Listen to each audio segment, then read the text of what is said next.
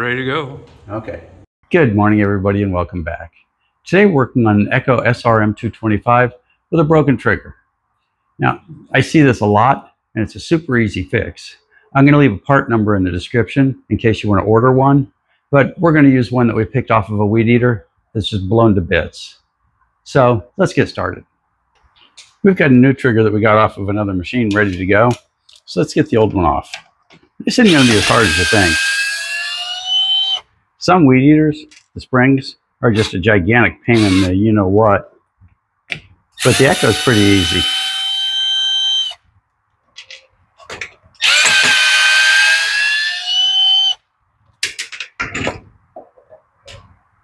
It's okay, we'll get him when we need him. And that's about it. You got two other ones that are in deep little holes, but those aren't involved with taking it apart. And there you go. So now you see it's underneath this bar. Let me rotate this up so you can see it. So we're going to have to disconnect the rest of the handle with these two.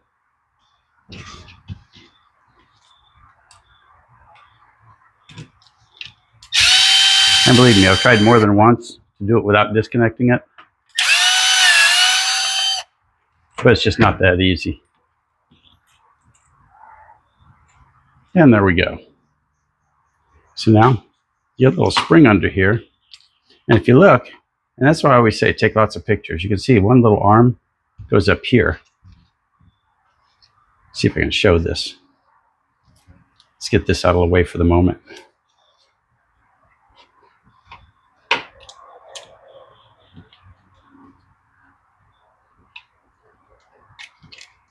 There we go. So you can see one little spring goes up here, and that's what does the return on it. Now, of course, without everything in place, it's not going to work correctly. There we go. See the springs on the back here, and underneath it attaches.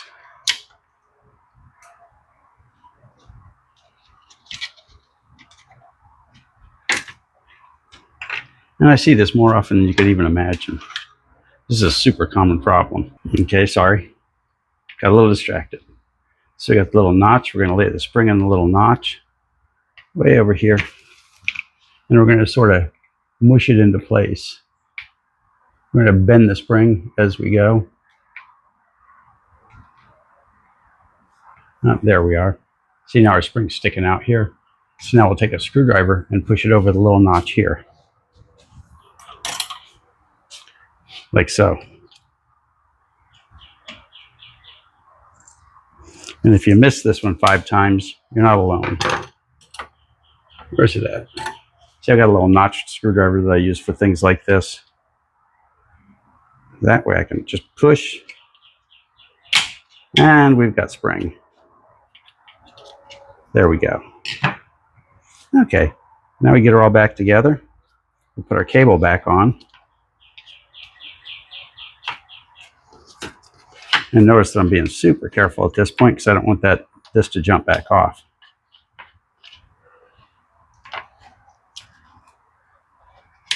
It's a little less coordinated. I'm trying to be careful and stay out of your way. Now let's lay our lines back in into their little groove.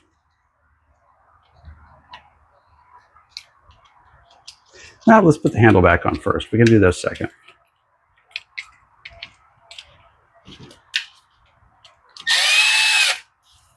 There we go. And come on, buddy.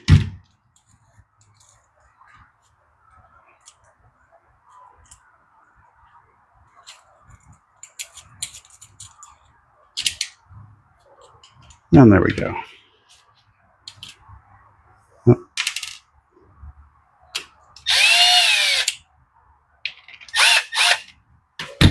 Okay, let's make sure we're completely straight.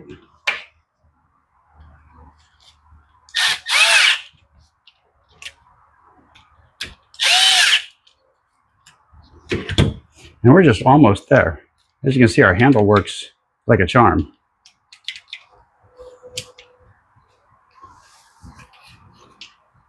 Now I'll lay all our cable and whatnot in. Now looking at this, no, I don't like where it's sitting on the bar, so we're going to scoot it back a little bit. Right about there. We got off the original position while we were working on it. Check our alignment. Looks good. Looks good. There we go. Now we'll lay everything back in place in this little slot here.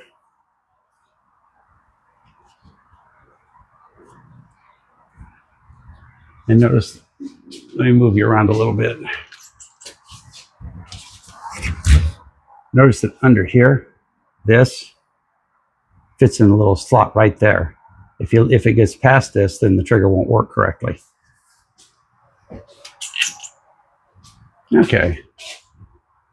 Let's put the other side back on, and we're just about done.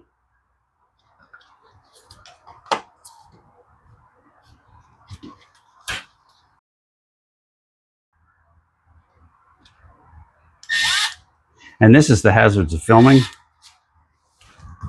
because I can't see where I'm going because I try to stay out of your way.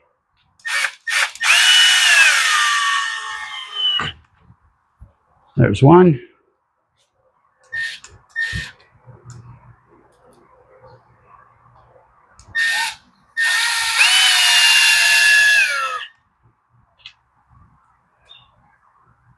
Two. That's the wrong one.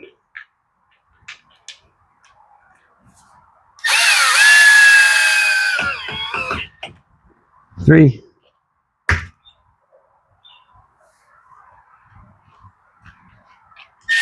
And four. And you look, our seams are nice and tight. And we got a real handle again.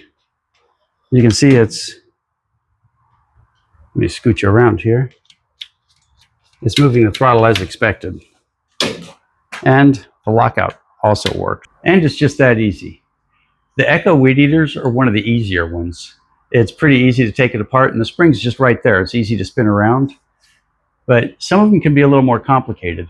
Make sure if you're replacing yours that you take pictures, take pictures, take pictures. You know, every step of the way, get 2 or 3 good pictures so that you can refer back to them in case you can't remember how the spring goes or whether something goes under or over. So the little screwdriver I used with the little slotted end, I slotted that with a Dremel a couple of years ago, and I use it for everything. It's a gotta have in a toolbox. It's just one of those tools that it works for everything. It's great for springs. So all you new people out there, if you made it this far, you might as well subscribe. It's free, and it's really what we work for. So thanks for watching, and we'll see you next time.